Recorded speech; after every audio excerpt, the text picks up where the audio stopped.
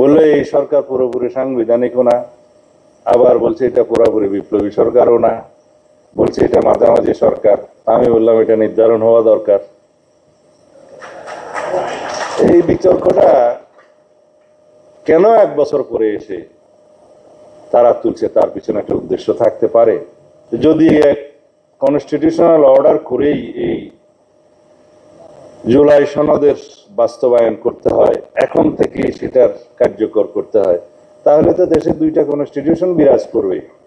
এখন জুডিশিয়ারি কোনটা মানবে, প্রশাসন কোনটা মানবে, সেটার প্রশ্নটা নিয়ে আমরা যাই, দেখি সুপ্রিম কোর্ট কি বলে। এই কথা বলার পরে কেউ কেউ বললেন যে সুপ্রিম কোর্ট যে 106-এ মতামত দিয়েছে এর সরকার গঠনের জন্য, এটা নাকি সঠিক হয় নাই। কেউ কেউ বললেন যে এটা প্রধানমন্ত্রীর মতামত ছাড়া যেতে পারে না। তা আমি বললাম যে শেখ হাসিনার মতামতটা নেওয়া হয় না, এগুলা কি আমরা দুঃখিত?